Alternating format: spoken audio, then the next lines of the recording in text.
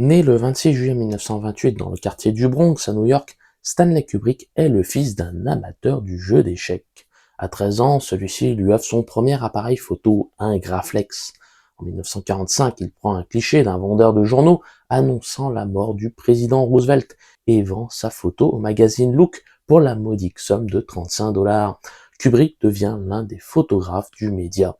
Passionné par la musique jazz, il maîtrise le rythme du montage et développe un grand sens du cadre. En 1953, Kubrick réalise, monte et occupe la fonction de chef opérateur de son premier long métrage, Fear and Desire. Déjà se dégage la polyvalence du metteur en scène. Par la suite, il témoigne un attrait pour l'histoire et tourne Les Sentiers de la Gloire en 1957 sur la Première Guerre mondiale. Suivra Spartacus en 1960 sur la révolte des esclaves au temps de la République romaine.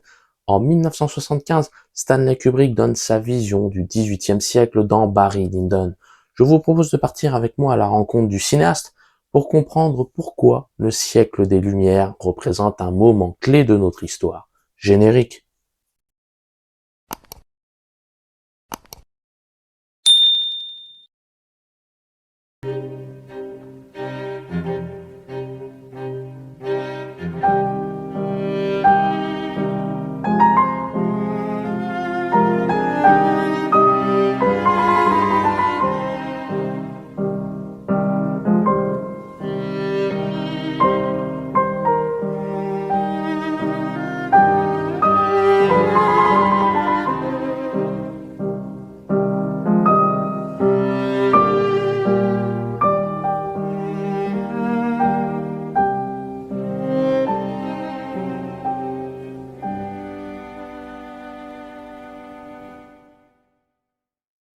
Dixième long métrage de son auteur, Barry Lyndon offre l'opportunité à Stanley Kubrick d'examiner directement la société du XVIIIe siècle.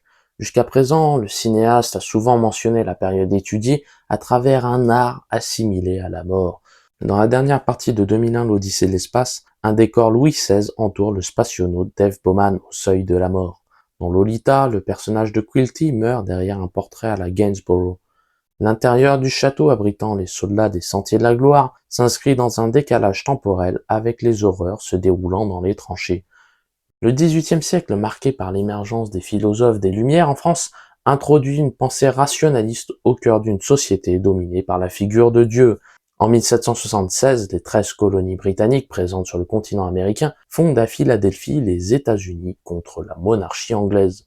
13 ans plus tard, la Révolution française célèbre la Déclaration des droits de l'homme et du citoyen. Ainsi, une idée républicaine vient à bout du roi de droit divin Louis XVI. L'esprit révolutionnaire s'impose sur l'ancienne influence du clergé. Pour Stanley Kubrick, la mort et la violence sont intimement liées au XVIIIe siècle. Le film de Stanley Kubrick adapte le roman de l'écrivain anglais William Makepeace Thackeray intitulé Mémoires de Barry Lyndon. Publié en 1844, l'œuvre s'inspire d'un personnage réellement existant. En effet, le petit-fils de la comtesse de Strathmore raconte à l'écrivain l'histoire de sa grand-mère mariée à un aventurier anglo-irlandais du nom d'Andrew Robinson Stoney Bowes. Né en 1747, cet ambitieux jeune homme se faisant passer pour un capitaine de l'armée persuade la comtesse de l'épouser. Ainsi, Stoney Bowes acquiert le titre de noblesse qu'il désirait tant. Pour Stanley Kubrick, mettre en image le récit de Thackeray lui donne l'opportunité de combler sa frustration. Après la sortie de 2001 l'Odyssée de l'espace en 1968, le cinéaste envisage un biopic sur la vie de Napoléon. Malheureusement, le projet n'a pu voir le jour. Barry Lyndon sera sa version de l'épopée de l'empereur des Français. L'itinéraire du personnage principal entre en écho avec celui de Bonaparte. Il s'agit d'un jeune insulaire anglo-irlandais quittant son île, franchissant les mers, combattant sur le continent européen, progressant dans le monde avant de se voir contraint à l'exil sur son île. D'ascendance modeste, Barry gravit les échelons avant de chuter brutalement. Le cinéaste dépeint un personnage combattant en Allemagne lors de la guerre de 7 ans.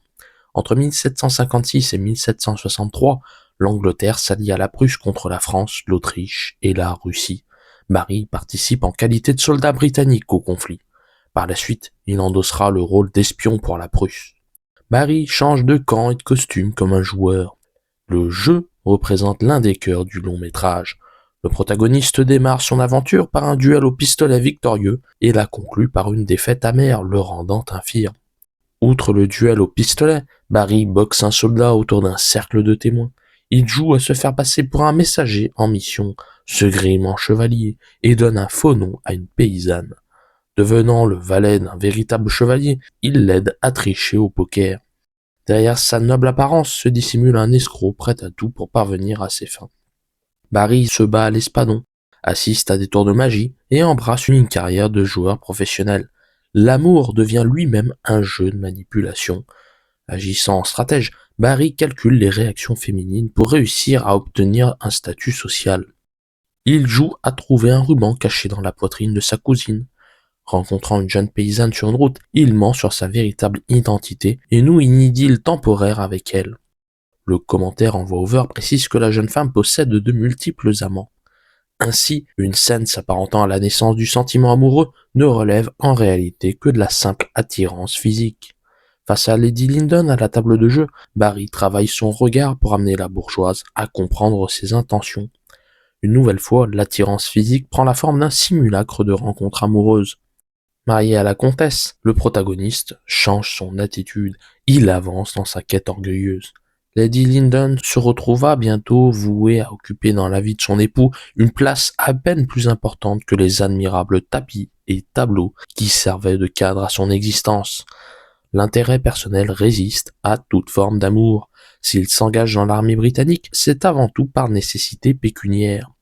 Missionné par les Prussiens d'espionner un chevalier soupçonné de trahison, il trahit ses commanditaires. Sa mère s'inquiète de la fortune de la comtesse et élabore un stratagème pour que son fils obtienne le titre de Lord Lyndon. Investissant trop son argent dans son réseau de relations, il ne comprend pas qu'il le perd. Barry ne saisit pas que la fortune ne suffit pas à intégrer le monde de l'aristocratie.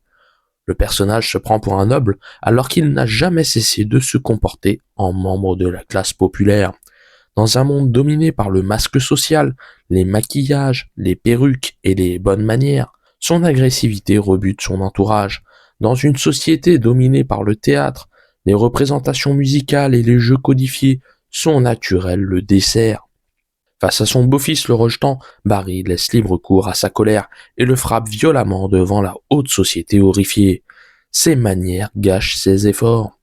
Aux yeux de la bourgeoisie, il ne passe guère pour un gentilhomme. Seul et sombrant dans l'alcoolisme, Barry connaît la déchéance sociale. Là réside un des thèmes de Kubrick, l'étude d'une société au bord de l'effondrement. À travers le récit d'un homme détruisant sa famille et sa réputation, le réalisateur narre la désintégration d'une société. Derrière les codes rigides d'une bourgeoisie en constante représentation d'elle-même se cachent les bas instincts de l'homme. Le beau-fils Bollingdon dévoile le véritable visage de celui se prétendant membre de la noblesse. En réalité, Barry comme Bollingdon partagent les mêmes mots MAUX, l'appât du gain, l'orgueil, la jalousie, la frustration. L'apparence ne suffit pas à effacer la nature humaine. Les passions du héros kubrickien griment la mécanique du calcul rationnel. Fuyant les théories, le réalisateur accorde très peu d'entretien pour évoquer son travail. Réfugié dans un manoir situé à 30 km de Londres, il médite seul sur les grands thèmes de son film. Perfectionniste, Stanley Kubrick fut souvent rejeté par une partie de la presse. Nommé à 4 reprises à l'Oscar du meilleur réalisateur, il ne remporte aucune statuette. Kubrick tient à son indépendance artistique tout en connaissant des succès commerciaux. Après l'ultraviolence montrée dans Orange Mécanique, une partie de la presse anglo-saxonne affirme son étonnement devant Barry Lyndon, une histoire d'amour et de guerre relativement sobre. Résonnant déterministe, pensant que tout parcours de vie est déjà écrit à l'avance, Stanley Kubrick se montre soucieux d'aller droit à l'essentiel. Aucune scène ne doit être superflue. Il défend une conception tragique du monde consistant à représenter de manière la plus réaliste possible l'itinéraire de ses personnages. Barry Lyndon reflète une conception du désir physique prenant la forme de simulacres amoureux.